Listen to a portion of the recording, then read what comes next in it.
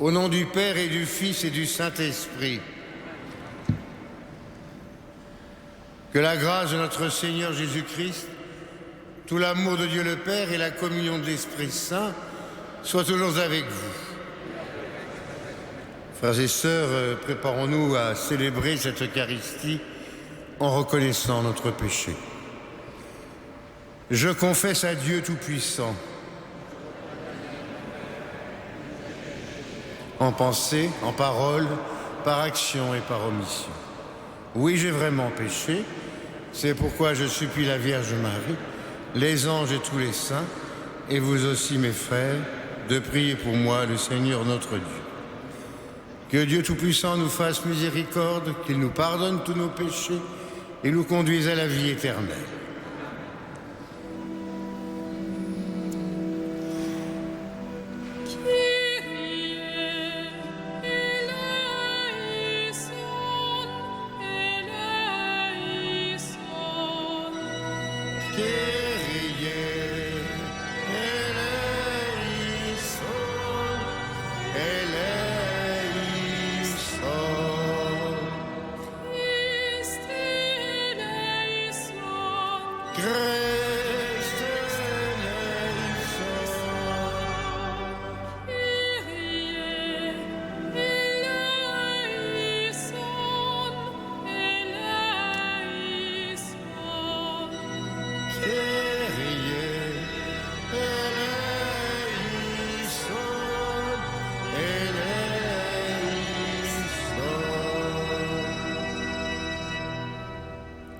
Prions le Seigneur.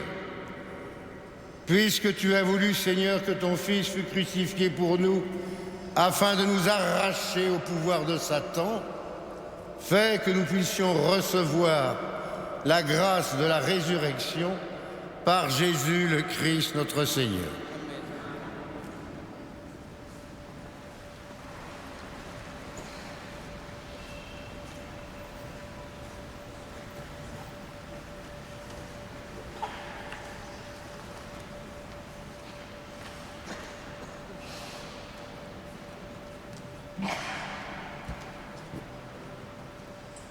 Lecture du livre des Actes des Apôtres. En ces jours-là, comme les apôtres étaient en train de comparaître devant le Conseil suprême, intervint un pharisien nommé Gamaliel, docteur de la loi, qui était honoré par tout le peuple. Il ordonna de les faire sortir un instant, puis il dit : « Vous, Israélites, prenez garde à ce que vous allez faire à ces gens-là. Il y a un certain temps, se leva Teudas, qui prétendait être quelqu'un, et à qui se rallièrent 400 hommes environ. Il a été supprimé, et tous ses partisans ont été mis en déroute et réduits à rien. Après lui, à l'époque du recensement, se leva Judas le Galiléen, qui a entraîné beaucoup de monde derrière lui. Il a péri lui aussi, et tous ses partisans ont été dispersés. Eh bien, dans la circonstance présente, je vous le dis, ne vous occupez plus de ces gens-là, laissez-les. En effet, si leur résolution ou leur entreprise vient des hommes, elle tombera. Mais si elle vient de Dieu, vous ne pourrez pas les faire tomber. Ne risquez donc pas de vous trouver en guerre contre Dieu. » Les membres du conseil se laissèrent convaincre. Ils rappelèrent alors les apôtres et, après les avoir fait fouetter, ils leur interdirent de parler au nom de Jésus. Puis ils les relâchèrent.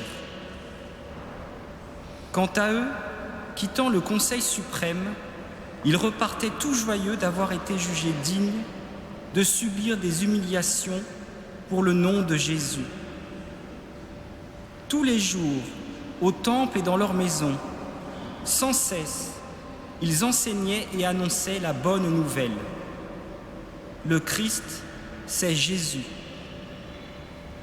Parole du Seigneur.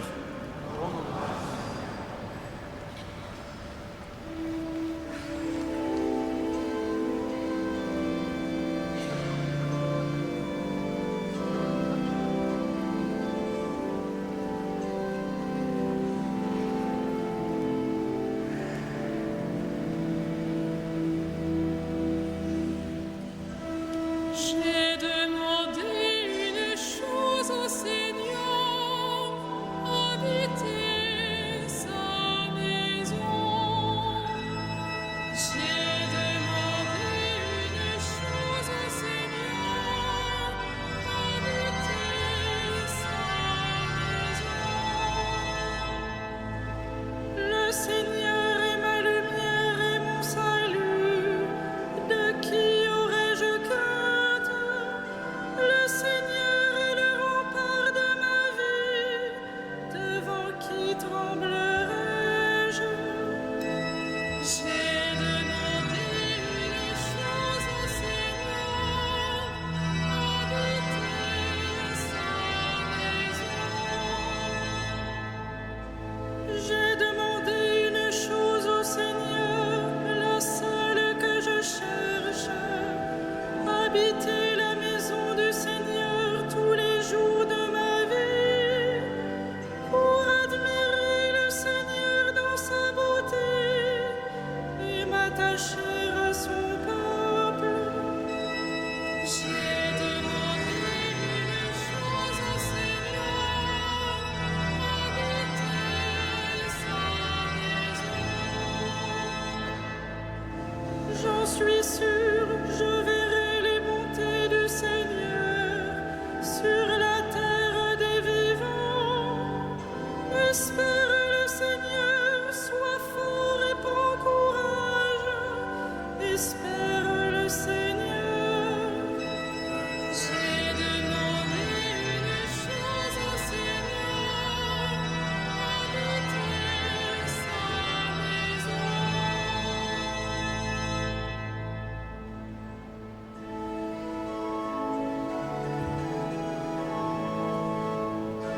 Alléluia, Alléluia, Alléluia.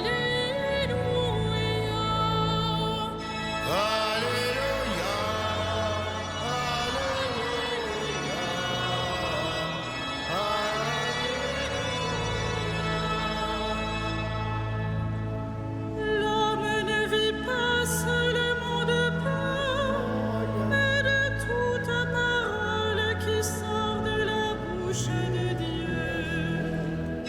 Alléluia,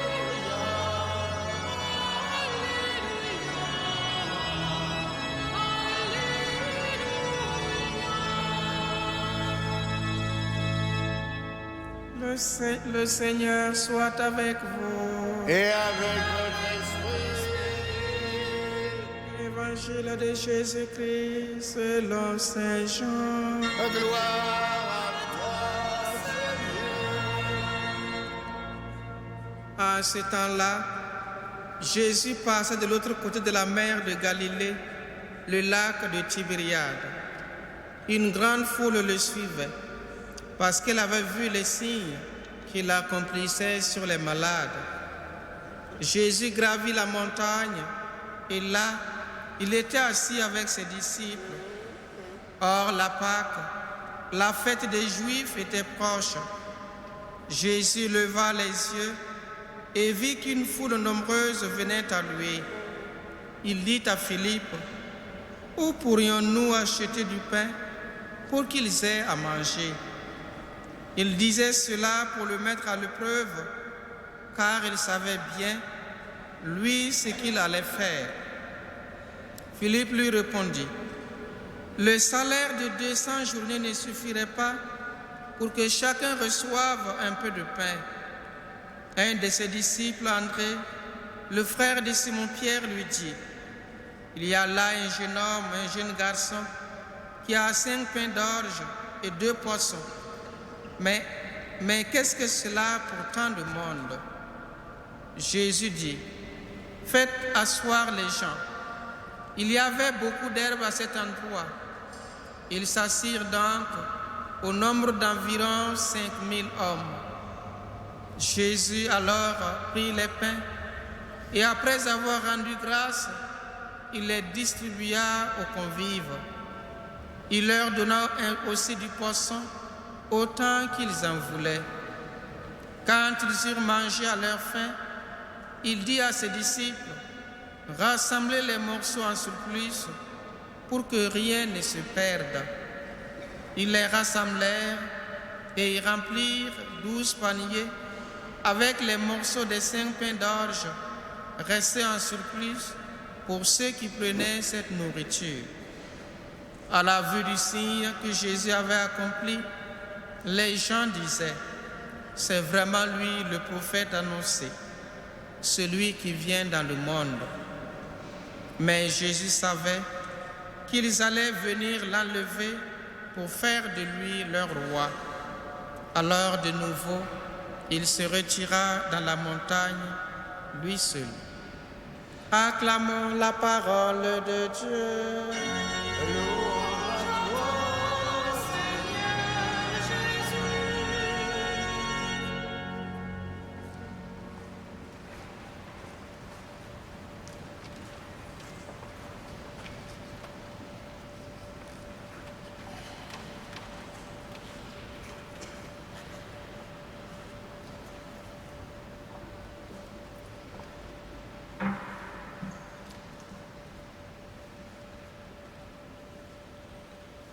Frères et sœurs bien-aimés, cet évangile que nous venons d'entendre proclamé par le Père Gaston me rappelle inlassablement les Journées mondiales de la jeunesse. Nous pouvons un peu plus parler maintenant avec le recul, puisqu'il va y avoir bientôt 17 ans, 18 ans que ces journées ont eu lieu en France. Or, pendant des mois, pour ne pas dire 2 années complètes, avant ces JMJ, la grande question qui embarrassait la conscience de nos évêques de France, c'était qui paiera les déficits. Je trouvais que c'était une magnifique vision pastorale des choses. Et à chaque fois qu'il y avait des réunions, c'était mais comment donner à manger aux gens, comment les recevoir, comment les loger. Et je pensais à cet évangile de Jésus où il leur disait à ses disciples « Faites-les asseoir, donnez-leur vous-même à manger. » Et le miracle, vous le savez, eut lieu. Il y avait 2 miracles, 3. C'est-à-dire le premier miracle, c'est qu'il s'est trouvé beaucoup d'herbe à cet endroit. C'est déjà un miracle quand on connaît la région, beaucoup d'herbe à cet endroit, c'est le premier miracle. Deuxièmement, 5000 hommes et toute la suite, c'est au moins 20-25 000 personnes, deuxième miracle. Et troisième miracle, Jésus donne à manger avec quelques pains et quelques poissons. Et tout ce monde-là mangea à satiété, au point qu'on a rassemblé ce qui restait.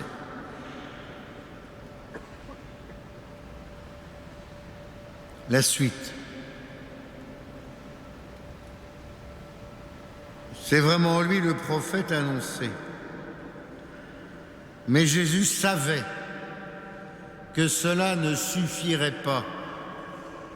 Pire, qu'ils allaient venir l'enlever pour faire de lui leur roi. Et non pas pour comprendre que c'était le Seigneur qui était annoncé. Et donc ils sortirent. Alors, à ces JMJ, beaucoup de personnes, 1 300 000, contrairement à tous les pronostics, à tout ce que toutes les têtes pensantes de notre Église avaient pu imaginer, Nous sommes 1 300 000 à Longchamp. Est-ce que ce 1 300 000 s'est mis à suivre Jésus, les mois passant, la rentrée arrivant? Bien sûr que non. Et que tout est toujours à reprendre. Et que depuis ce temps-là, on va de campagne d'évangélisation en évangélisation, et on évangile ceux qui ont été évangélisés avant qu'ils soient réévangélisés un jour pour évangéliser d'autres. Mais on recommence toujours la même chose. On change la couleur, on change le tissu des t-shirts et le bon goût, le mauvais goût des foulards. Mais, au bout du bout, ont-ils compris que c'était Jésus ressuscité, qu'il fallait vivre dans son cœur, qu'il fallait annoncer à l'extérieur pour faire des témoins? Rien n'est moins sûr. Et ainsi va la vie de l'Église et du monde, de résurrection en résurrection, de Pâques en Pâques, d'annonce en annonce. Alors, mes amis, prions pour que Jésus puisse continuer de susciter des miracles parmi nous. Mais surtout, pour que ceux et celles dont nous faisons partie, qui reçoivent la parole, comme aujourd'hui ici dans cette cathédrale, nous soyons capables d'aller au-delà de notre simple adhésion pour que nous soyons de vrais témoins du Christ ressuscité. Que nous puissions faire asseoir les gens pour que nous puissions, avec ce que nous avons vécu, donner à manger, donner du sens, du goût à la vie, pour que ce soit le monde nouveau qui se construise, la terre nouvelle qui se dévoile. Amen.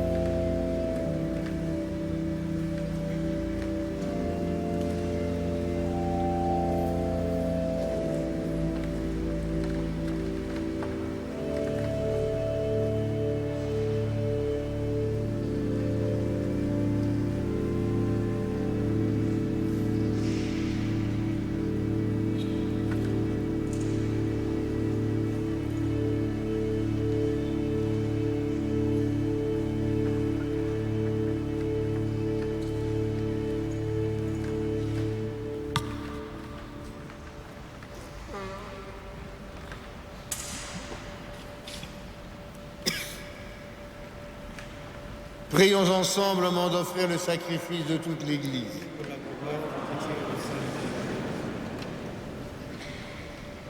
Reçois avec bonté, Seigneur, les offrandes de ton peuple.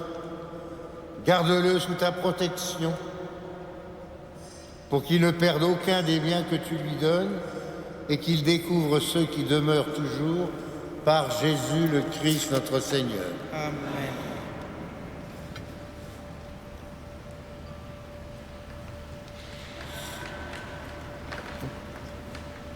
Le Seigneur soit avec vous. Élevons notre cœur. Rendons grâce au Seigneur notre Dieu. Vraiment, il est juste et il est bon de te rendre gloire, de te glorifier, Seigneur, de tout temps, mais plus encore en ces jours où le Christ, notre Pâque, a été immolé. Lui, qui ne cesse pas de s'offrir pour nous et qui reste éternellement notre défenseur auprès de toi. Immolé, il a vaincu la mort, mis à mort, il est toujours vivant. C'est pourquoi le peuple des baptisés, rayonnant de la joie pascale, exulte par toute la terre, tandis que les anges dans le ciel chantent sans fin l'hymne de ta gloire.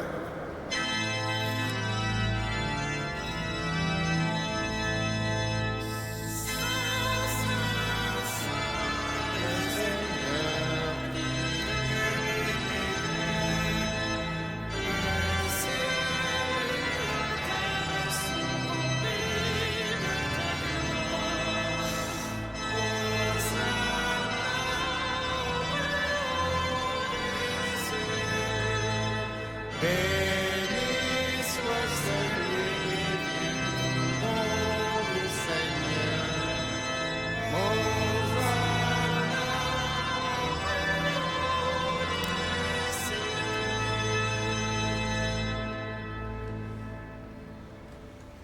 Toi qui es vraiment saint, toi qui es la source de toute sainteté, Seigneur, nous te prions.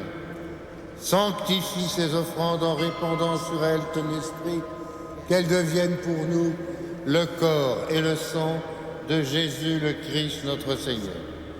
Au moment d'être livré et d'entrer librement dans sa passion, il prit le pain, il rendit grâce, il le rompit et le donna à ses disciples en disant « Prenez et mangez-en tous, ceci est mon corps livré pour vous. »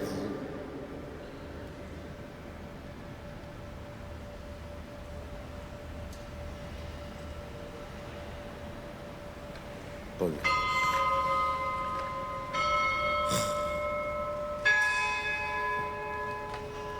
De même, à la fin du repas, il prit la coupe.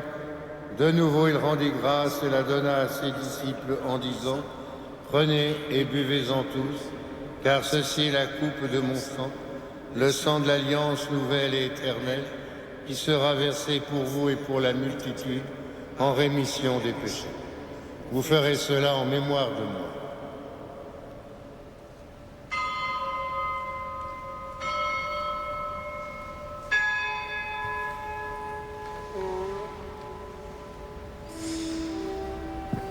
Il est grand le mystère de la foi.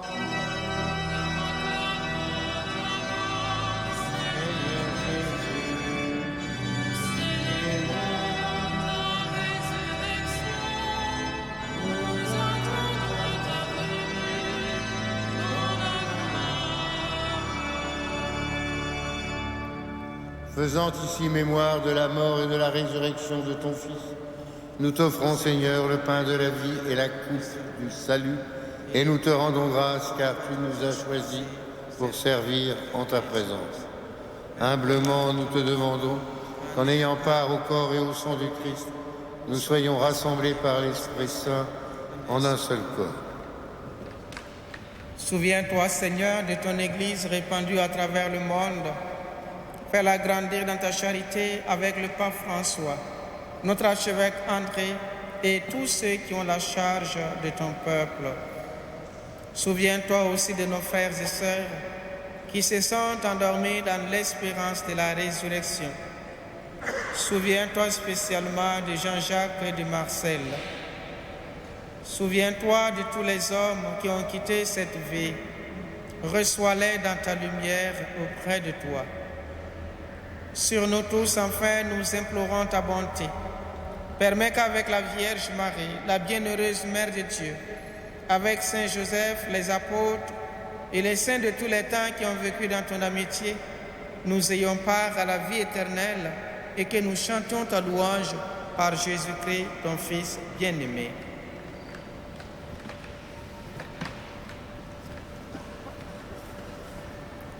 Par lui, avec lui et en lui.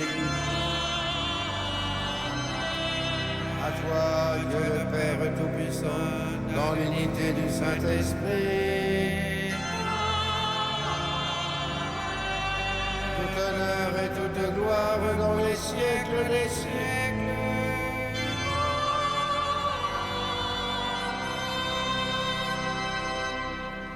Prions, comme nous l'avons appris du Sauveur, selon son commandement, nous osons dire. Notre Père, qui es aux cieux, que ton nom soit sanctifié, que ton règne vienne, que ta volonté soit faite sur la terre comme au ciel. Donne-nous aujourd'hui notre pain de ce jour.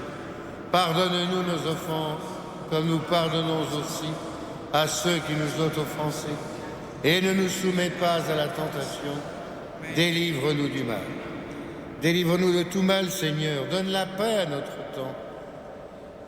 Donne la paix à notre temps. Par ta miséricorde, libère-nous du péché. Rassure-nous devant les épreuves en cette vie où nous espérons le bonheur que tu promets, l'avènement de Jésus le Christ, notre Sauveur.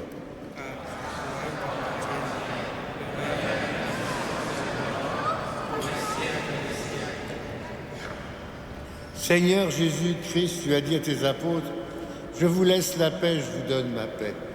Ne regarde pas nos péchés, mais la foi de ton Église.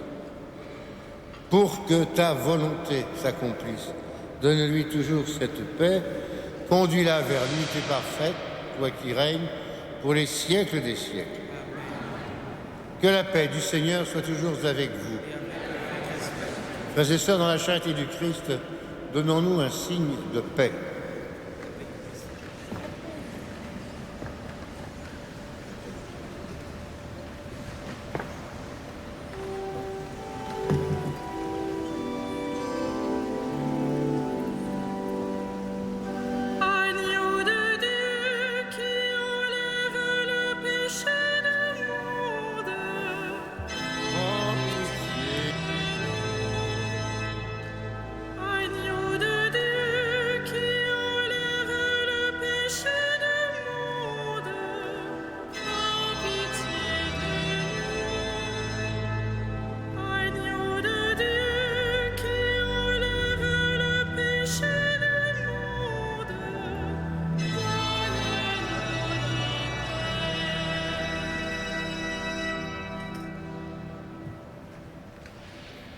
Heureux sommes-nous d'être ce soir, une fois de plus et comme la multitude, les invités au festin des noces de l'agneau. Voici l'agneau de Dieu, celui qui enlève le péché du monde.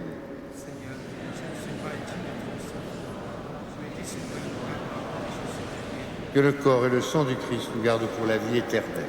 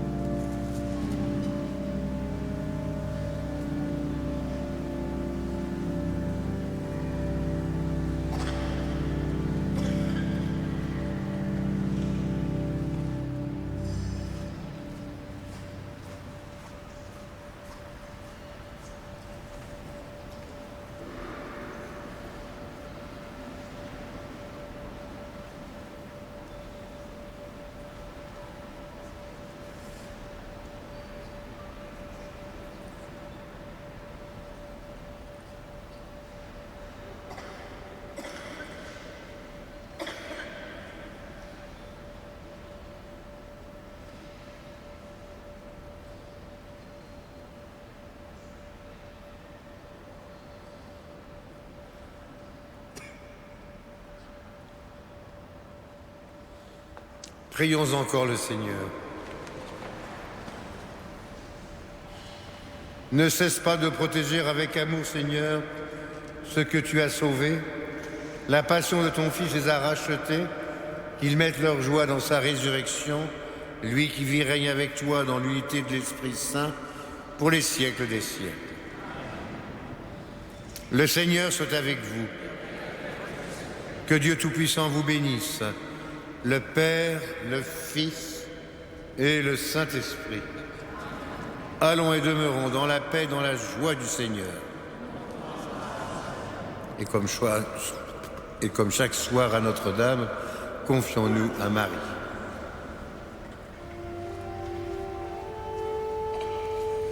Regina Celli,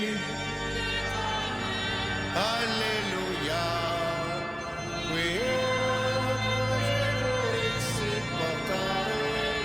Alleluia, resurrexit, secodexit, Alleluia, ora pro nobis Deus, Alleluia.